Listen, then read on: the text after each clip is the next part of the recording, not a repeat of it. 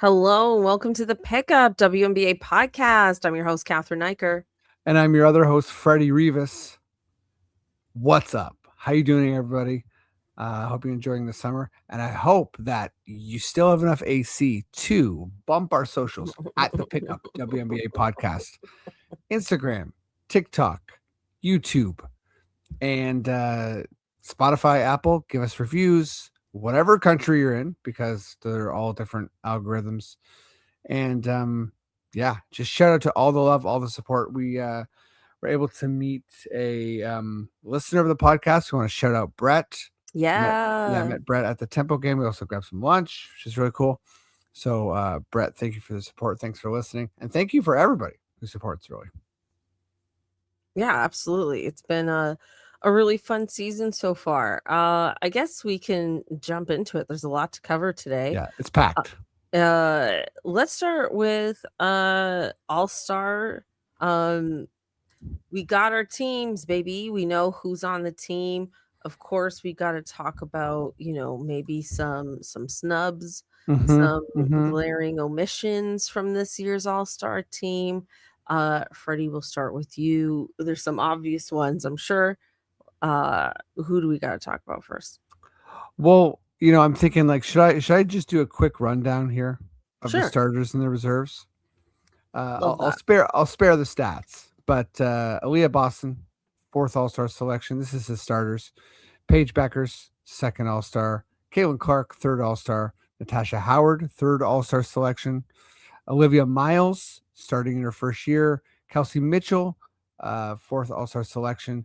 Jessica Shepard, it's her 1st All-Star selection and first as a starter as well. Stewie is in there, 8th All-Star selection. Gabby Williams is in there, 2nd All-Star selection. And Asia Wilson is just, her and Stewie doing that forever dance. She's 8th All-Star selection as well. And then popping into the reserves here, Sonia Citron, again, is an All-Star. Alicia Gray, 4-time All-Star. Ryan Howard, 4-time All-Star as well. Kiki Iriafin, 2nd All-Star. So her and Sonia Citron, they're doing their teammate dance. Jonquil Jones is back, 6th All-Star selection. Marina Mabry, Toronto Tempo Zone, 1st ever All-Star selection for her. And then, love saying this, Dominique Malonga, 1st All-Star selection. Neke Agumake, 11th All-Star selection, rounding on DT for 13 All-Star selections.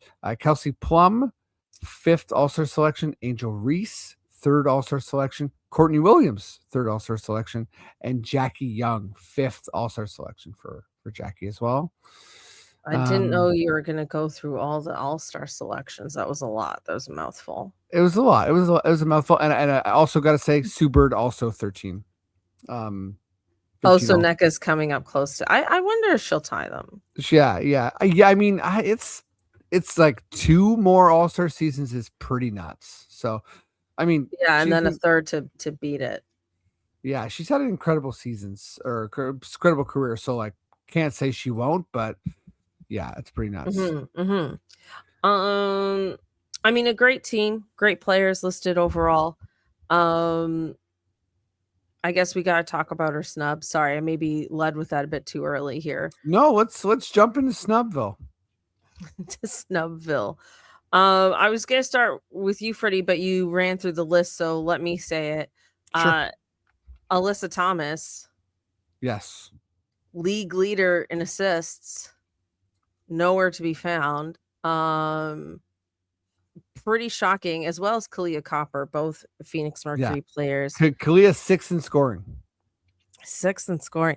I mean, I don't want to do the who would I take off the list kind of thing, but I'm just I agree. Like, that's I don't want to play that game, but like I'm shocked that Alyssa Thomas isn't here. Like, genuinely shocked. She is one of the best players in this league. I think what also shocks me, to be honest, is that Alyssa Thomas is also just like one of those players. Like, she was what, like 4th or 3rd in MVP voting the past 2 seasons. Like, she's just the type of player who's synonymous with All-Star. So there's the worthiness, and then also there's like the the name recognition, like that's like you just expect her to be at the All-Star game in the same way that you might expect like Sabrina Ionescu or Fee, who are both injured, right? But like that's just, it's odd to me to not have Alyssa Thomas. And I mean, my first thought is Phoenix's record isn't good, but I don't know. I mean, like, and neither is the Sparks, and they have 2 All-Stars. Wait, I'm blanking out. Who's the second? Kelsey Plum. Kelsey Plum's number 1. And Nneka Ogwumike. Nneka Ogwumike, right, of course. Yes, yeah. That's wild. I don't know. Like, I just don't think that the Mercury drop off is that big that they should have 0 All-Stars. And I think Alyssa Thomas in particular is more egregious than Copper. Like Copper is sort of like, okay, yeah, you do get into that game of like who would you take off, blah blah blah. It is sort of like, wait, how is Alyssa not better than name 4 or 5 players pretty easily? And I'm not quite sure how the All-Star selections come down and Alyssa is not on this team. Yeah, she's averaging 14 points a game, 8 rebounds, or sorry, 8.3 assists, my apologies. Just shy of 7 rebounds. Her shooting percentage is 51%. Like, she's continuing to play great basketball. So, let's just call out the elephant in the room. I really hope this isn't because of the Caitlin Clark of it all. Really hope that had nothing to do with it, especially from like a league perspective. Like I would expect her to kind of be like a reserve. But yeah, I mean, I'm just saying it to say it. I hope this isn't the case. I don't want to believe this is the case. As of this recording, I haven't heard anyone outspoken about that being the case. It just seems like a snub and just like a peculiar one. Yeah, so I think, I mean, I feel pretty confident saying this. I think that like the Alyssa Thomas and Caitlin Clark thing happened just well after that these decisions would have been made. So I don't really think like that times out. So I think it has something to do with I don't know about the reserves though. I don't know when they. Right, that's true. And then Yeah. I also know it's part fan. I'm just gonna Google it right now, like as we're talking, but I'm pretty sure it's part fan, part media, part player. And so I think in that regard too, I don't feel like if it's like a fan thing, I don't think that has enough weight to snub Alyssa Thomas. Mm-hmm. You know what I mean? Like I feel like the players would still do it, and the media would still do it as well. Yeah, I mean, yeah, I don't know what else to say about it. I mean, I'm going to enjoy the All-Star game no matter what, but it's just it's sad to see her not there. Can I just jump in and say fans 50% of the vote, and then media and players are 25% each. Mm-hmm. I also have some other snubs. Go for it. Veronica Burton, I think is a snub when you like, Golden State got 1 player, Gabby Williams, very deserving. And then you look at their roster, it's very well rounded and everyone's sort of contributing, but Veronica Burton, I think, definitely, again, I don't know who to take off, but seems like she could be, should be in the mix as an all-star based on how well the Valkyrie are playing. And then I have one more snub. Okay. And one other like just interesting thought. Okay.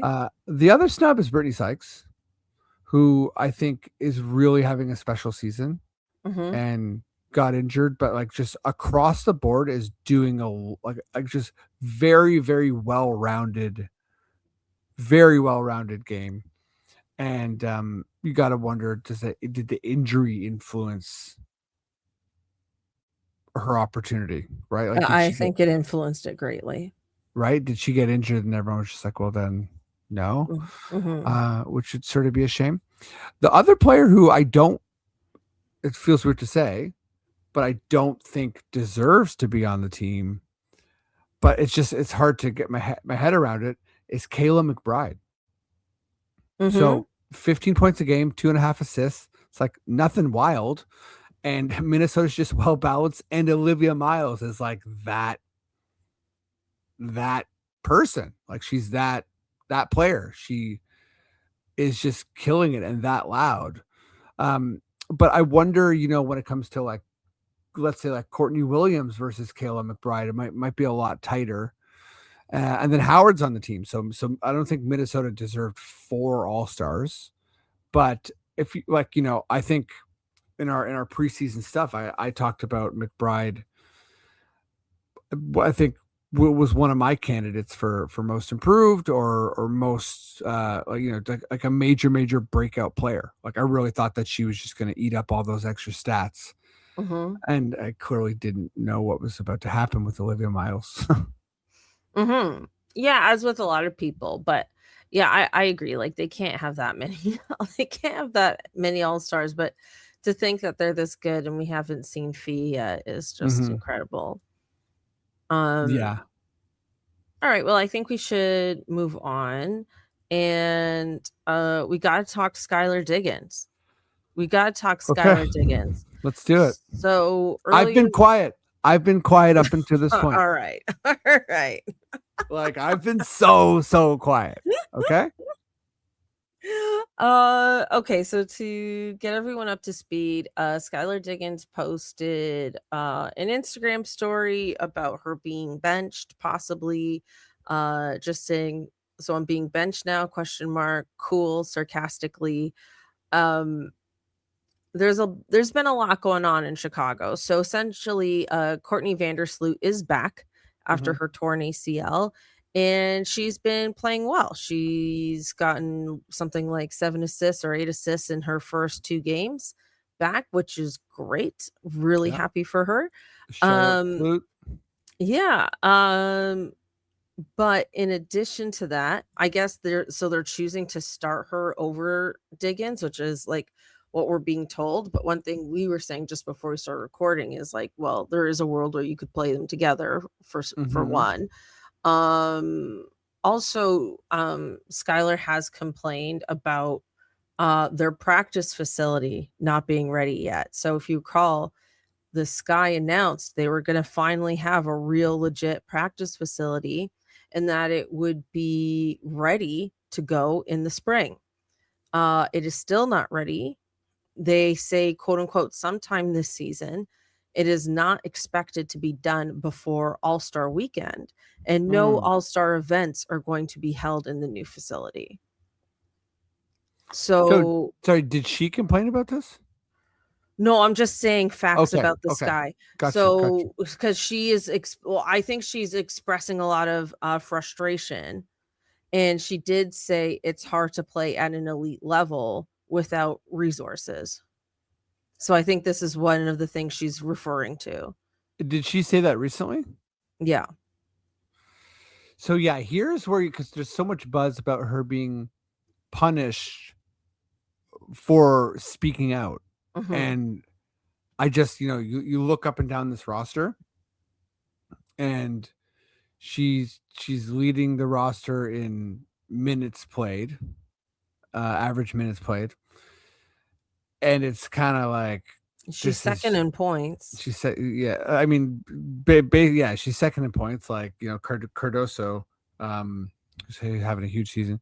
It's just like a fraction, 14.3 versus 14.2 ahead of Skyler Diggins. And it's one of those things where it's like, okay, that's awesome that Sloot is back. You want to be a good team. Diggins isn't a point guard. Like, what's the problem here? Like, why are they not playing together? Like, I don't understand that at all. And I don't really even see how. I just feel like there's a lot we don't know here, and I would imagine that Skyler is being Skyler and is outspoken, and it just seems like she's. It's like they wanted her to be there and hold them accountable, like Jeff. I was just looking at his name, Jeff Paglioka, general manager, or owner rather. Sorry, that face was. Did I pronounce Paglioka right? I will correct myself in a second if I didn't. But he had that he had that presser right where he was like, "Oh, I don't want to. Nobody wants to face Skyler. Like you got to make sure you're holding yourself accountable. Like because I don't want to talk to Skyler if I'm not." And it's like, well, is that exactly what's happening? Is that exactly what's happening? Yeah, in the matter of just a few months. Because I felt like it was a little peculiar when she signed with Chicago. Like, no one really expected her to stay in Seattle because that era seemed like it was done. But it was like, oh, Chicago. That's interesting. I mean, it sucks that, Rickea Jackson's out for the season. Yes. But, like, that was a really devastating blow for sure. Yeah, but I mean, even aside from that, like, it's this thing where it's like, I feel that her complaints are valid. At the same time, this is in line with all that we know the Chicago Sky to be. So I guess she was promised things and these promises haven't been met, but it certainly wouldn't be the first time something like that has happened. And it's a shame that even with the new CBA and all that, the Chicago Sky seems to still be the Chicago Sky, basically. Yeah, this is a old football quote, but the Bears are who we thought they were. Right. And it's funny because it is a Chicago reference, but yeah, they really just, it's like it's same old, man. Like, it's too bad, and I think that they're 7-14. All is not lost. They could very much make a run and make the playoffs here, and that final spot is fairly wide open. So I think, and especially with the longer season, right? Yeah, they have Cloud, they have Diggins, Cardoso's having a big year, Sloot's back, like JC Sheldon, like they have a team. Like by the way, I'm starting to clock in real time how many takes I've made this year that are like already tragically wrong. And yeah, and one of them is that Chicago is going to make the playoffs. Oh, but yeah. yeah, a couple podcasts ago, I was like, I don't know if Minnesota's for real. And anyways, just a bunch of yeah, you did say that, which was also a bunch of tragic wild takes going on. Chennedy Carter, we'll get to that, sixth player of the year. But yeah, like all this to say, it's wild that this is happening right now because they're in the mix. Like they're not tanking or something. Like this is, it shouldn't be like this. No, they're not. They aren't trying to tank. They're also literally hosting All-Star Weekend in just a few weeks. Yes. So it's not the best time for them to have this kind of drama. I might propose, I don't love doing this, but I might propose a bit of a coaching change. For this team because I mean Skyler is butting heads with their coach, not the first time that's happened. Bring back Wade. But when she was asked about not kind of closing out in late game situations, and she had a quote earlier this season about like that's a question for Coach Marsh, like that's not my area. But then she also said, quote, "We don't discuss late game very often. I don't think we have a set reset play to run. We've been in that situation a lot of times. I would love to hear what Marsh late game strategy is as far as what exactly we've been doing." Okay, so she's going after him. So he's lost the locker room. Yeah. I mean, he certainly lost Skyler. I don't know if he's lost everyone, but I mean, this does scream a coach change. Also, it's on them for firing Teresa Weatherspoon and Angel Reese's rookie season after that season. Like, that was a ridiculous fire. And yeah, it's just, it's not looking good, and it's unfortunate because there is a lot of good here. Like, when you said like they could make a playoff run, I mean, before the season started, you looked at this team and like all of that made sense. Yeah, and then they grab Cloud. It's Right. like they have talent.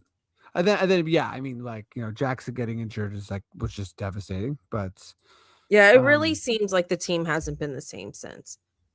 No, they Yeah. I mean, that 3-1 start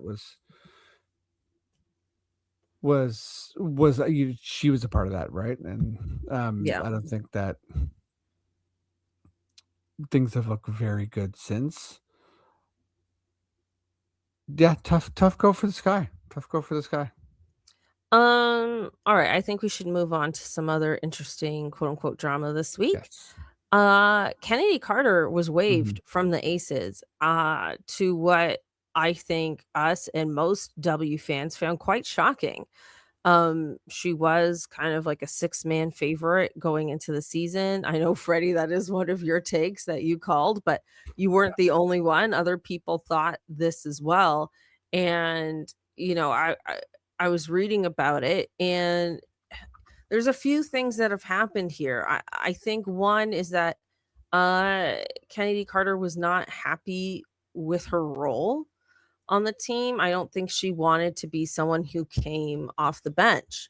Um, she also said that, like, the six-man award isn't something that she is particularly striving for, and that she has bigger goals than that.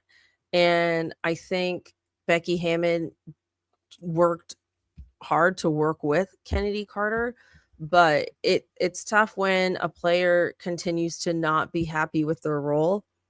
In addition to this, she was criticized a bit for her lack of defense. There was a Dallas game where AZ Fudd scored 22 points while primarily being guarded by Carter. So I think like maybe that was sort of the game that kind of like put a bigger spotlight on her lack of defense. And I just feel like it's hard to ask for a bigger role if you're not going to be great on both ends of the court. And then in addition to that, there was a point where it was like, if we keep her, we're going to have to pay her for the rest of the season because she had a non-guaranteed contract. And so the timing of that was also like, okay, we're going to let her go. So a lot happened there behind the scenes. Stuff I didn't know was happening until she was let go. And now I'm reading about it kind of in hindsight. But Freddie, what are your thoughts on all of that? I think you covered it pretty well. I feel like one thing I wanted to say about Skyler too. I know we've moved on, but there is no. It's just interesting. Like, this is like part of the Kennedy point.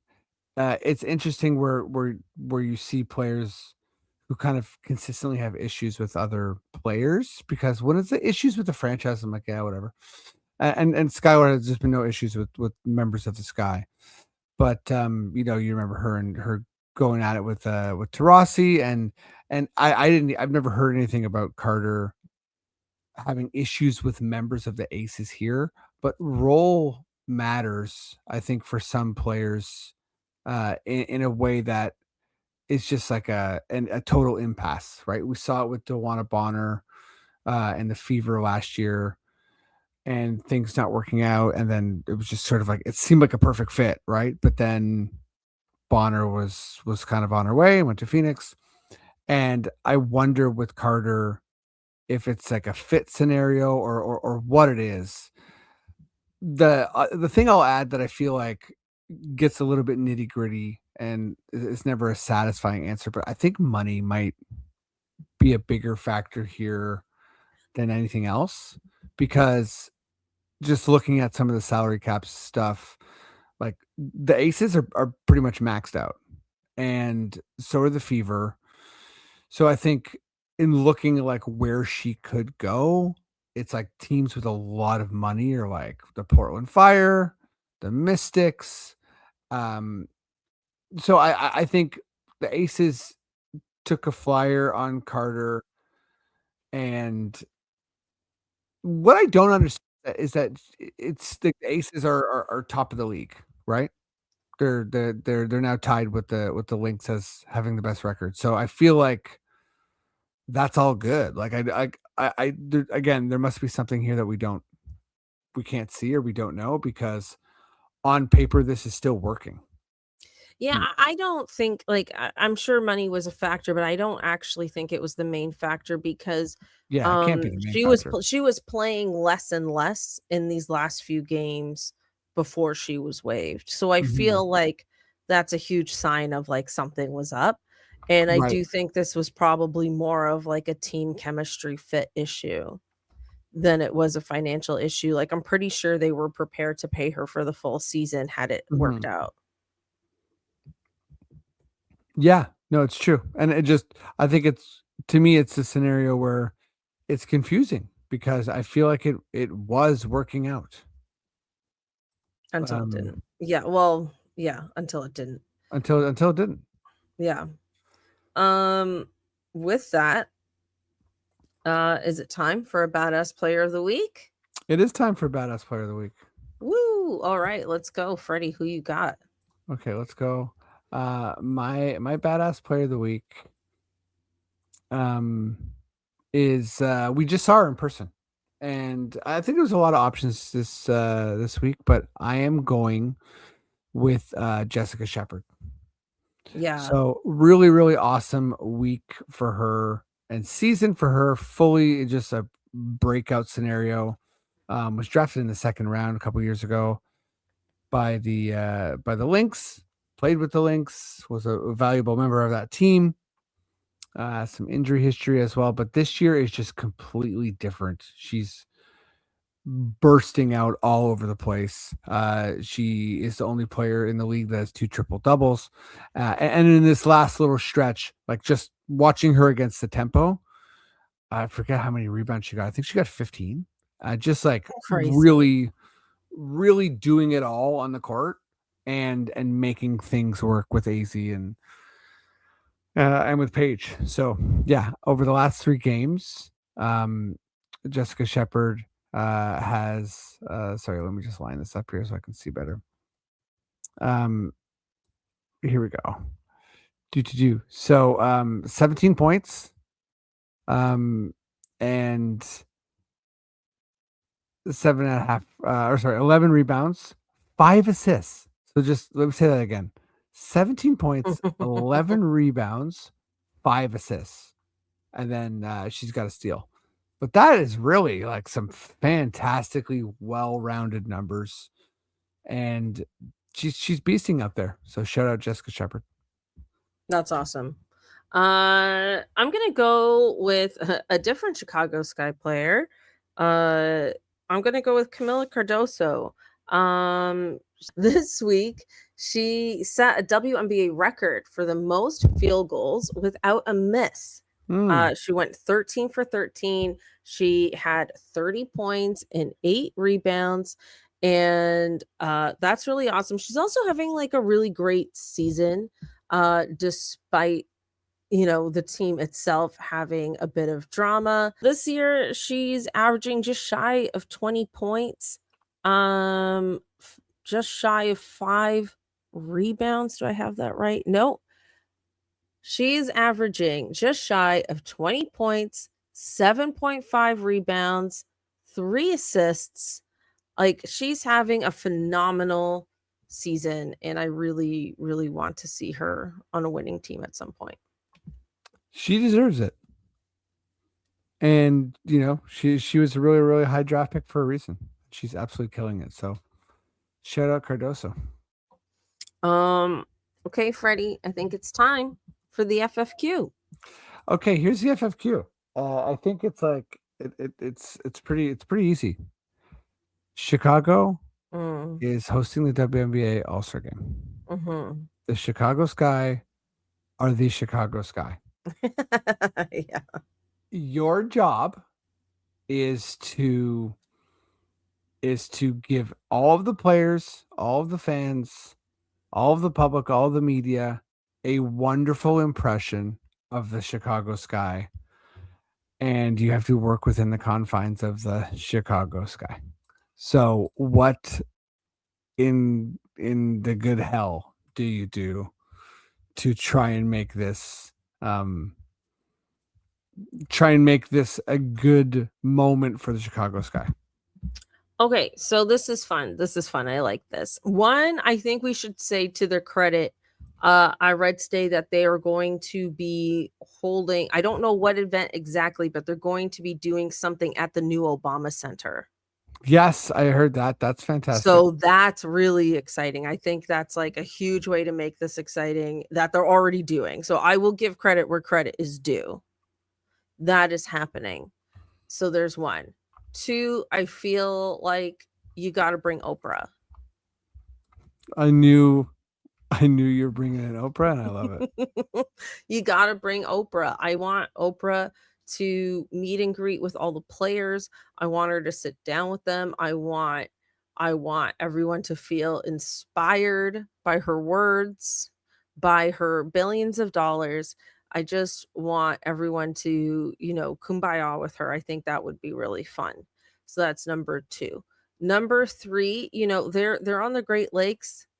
And I feel like, Freddie, you had a really fun birthday on a boat. Mm-hmm. Music, drinks, dancing on Lake Ontario.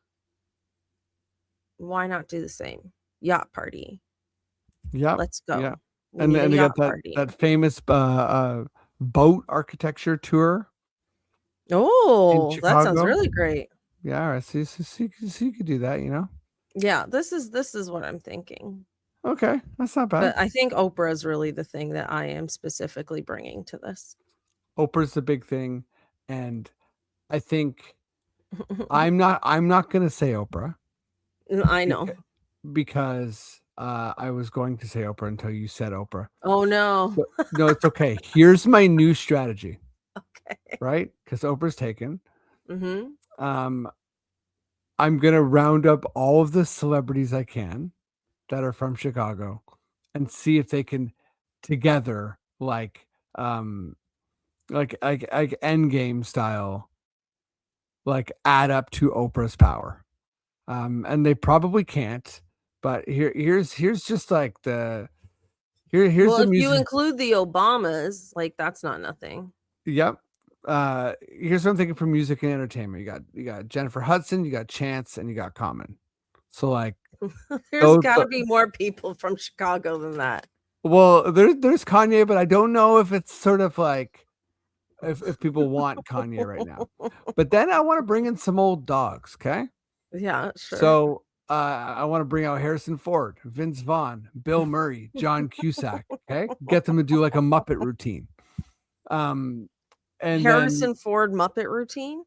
Well, just like that, I feel like this is for the WNBA All-Star game. Yeah, exactly. I just want to remind you. Or maybe it's like a dunk tank. You know what I mean? I don't know.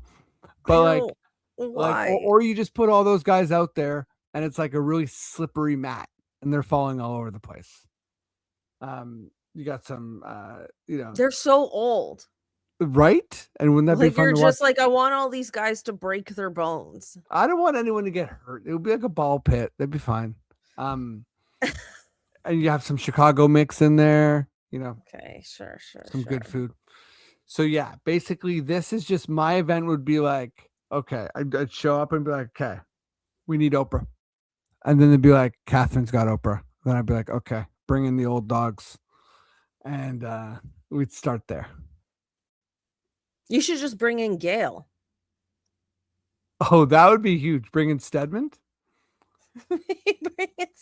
You're gonna bring in Gail King and Stedman? Yeah, I got I get Stedman and Gail.